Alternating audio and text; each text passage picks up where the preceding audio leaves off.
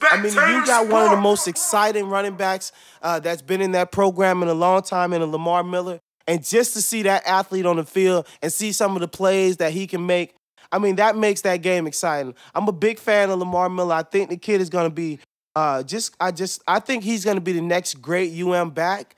And the way he's playing, I mean, his shiftiness, I mean, he's a great player. And I just think if he could continue on the path and stay on the straight and narrow, he's going to be the next first-round back to come out of So that's it with that game.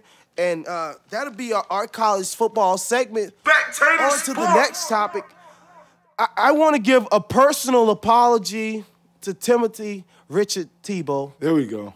I like to hear this. This is the topic I like right here. Tebow had a real good week last week. I didn't expect him to have it. And I really want to give him props because the things that he was able to do, and I think the reason he was able to do them is Spectator Sports. Like I said, I appreciate you going ahead and apologizing to Richard. Richard had a great game, obviously, throwing the ball, running it.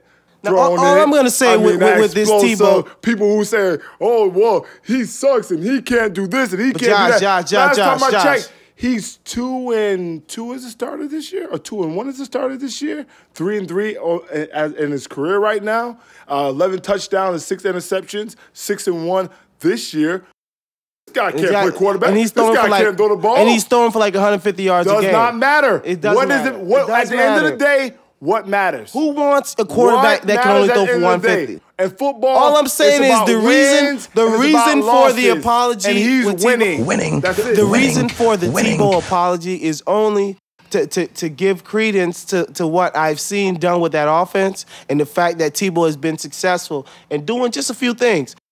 John Fox has tailored an offense that doesn't put any emphasis in Tebow really making much decisions passing-wise and making a lot of throws. Because he didn't throw those 2 touchdowns to Eddie Rowe and Eric Decker. I mean, that was somebody else throwing those. Well, listen what I'm telling you. That was Kyle Orton coming off the bench and throwing those touchdowns, people, by the way. I don't know if I'm not saying that he doesn't throw the ball. Obviously, if you throw for 150, you have to throw for 150. John Fox likes to run the ball anyways. That's what his offense is. That's what his offense was in Carolina. So what do you mean? Well, let me ask, tell me this. How long was the Wildcats successful?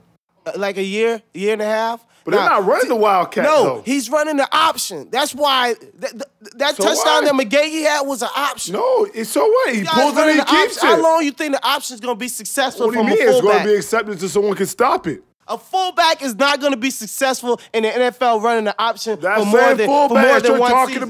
Teams just don't know how to prepare for it. Is 3-3 as a starter, and Kyle Orton is what? Exactly. Your pro-style quarterback wasn't doing anything. 3-3 is a small sample size. You can't tell me. 2-1 as a starter, 6 touchdowns and 1 interception on the year. I'm giving you raw numbers that Tebow is putting up, and your friend Kyle Orton wasn't doing anything. Or any other quarterback on that team. So at the end of the day, you call fullback, you can call whatever the play calling, whatever. At the end of the day, football is about winning and losing. And what is Tebow doing? He is winning.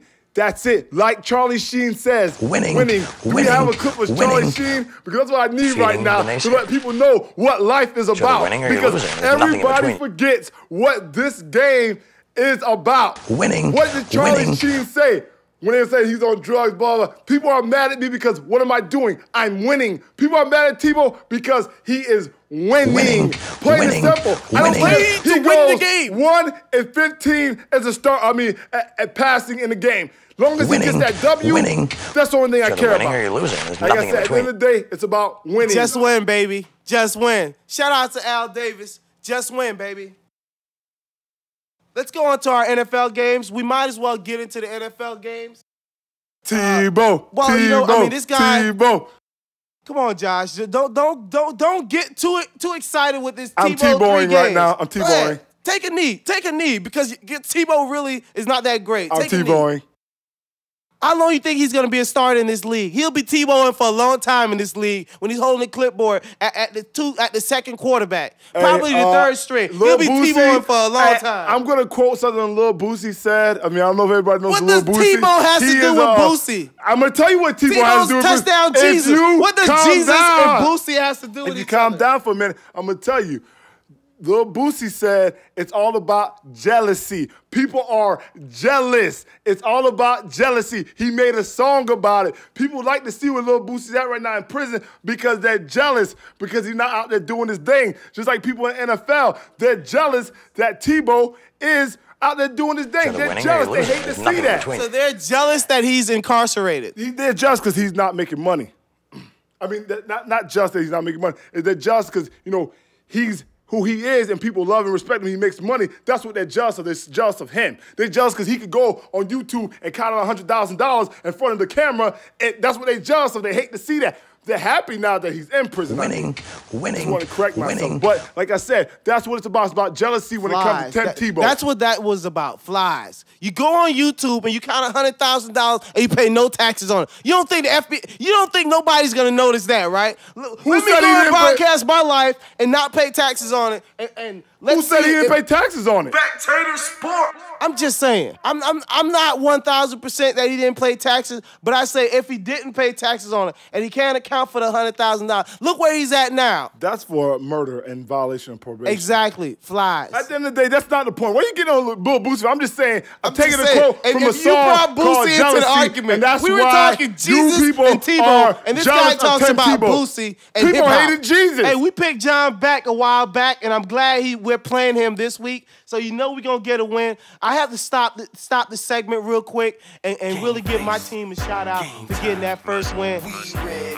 You gotta love the Miami Dolphins. I mean, they made it so hard. I mean, they're such a much better team. I love what I've seen from the Dolphins this week. Reggie Bush ran like he was at Southern California again. Reggie Bush is really showing that he's starting to understand what it takes to be an NFL runner. He knows how to turn it on, how to turn it off, when to accelerate and when not to accelerate. I'm loving what I see from the Dolphins. Great first win. Let's go on to the next game. Jacksonville at Indy. I think Indy gets off the schneid this week at home. I like Indy in an upset. People keep saying that Jacksonville is going to beat Indy really, really bad. Indy sucks, plain and simple. Go ahead to the next game. MJD. All right, next game. Denver at Kansas City. I got to go with Tebow. Right now, I know Josh is going to do his retarded. I am shocked. I'm literally shocked by that pick. I know Josh is going to do his retarded kneeling Tebow session. But, I mean, if Kansas City could lose to the Dolphins, I'm sure they're going to lose to Tebow. Go Tebow. You can't hear Josh now. I was just Tebowing, so that's why I didn't get right on. Obviously, I'm taking Tebow in this game here. And they're really only one game, people, out of first place in that division. The Denver Broncos with Timothy Richard Tebow will still make the playoffs. So, Tebow, people. All right, next game, we have Buffalo at Dallas, and I think this is probably going to be the game of the weekend. I just like what these two teams have. I like Buffalo coming off a loss last week. I'm going to go with the Buffalo offense in the upset. I like Buffalo. I think I'm going to take Dallas. I think Buffalo I think they'll be brought down back to reality, and I think they go 8-8 this year, Dallas. Wow. Stevie Johnson, don't worry about it. Fred, you do your thing, though, Fred. You do your thing. New Orleans at Atlanta. I just like a little bit. I like Drew Brees right now. Drew Brees is just doing a little too much to be stopped. Drew Brees really looks like the only guy and the only team that probably can do anything to stop a Packer repeat. So I'm going to have to go with New Orleans. Colson, catch me a touchdown, please. I'm going to take New Orleans, though. Roddy White, you better catch a touchdown, too. St. Louis at Cleveland. I'm going to have to go with Colt McCoy and the Cleveland Browns at home. Now, I'm taking Steven Jackson, my man. You know, you didn't give me a touchdown last week. I have faith in you this week. I'm going to take Steven Jackson and the St. Louis Rams. Pittsburgh at Cincy. You got to go with Pittsburgh and then bounce back. I just think the young quarterback is not going to be able to deal with that Cincy offense. I'm going to have to start my Pittsburgh defense this weekend. Fantasy football. I don't know. A.J. Green with that sorry Steelers secondary. I'm going to take Steelers, but I would not be surprised if Cincinnati wins this weekend.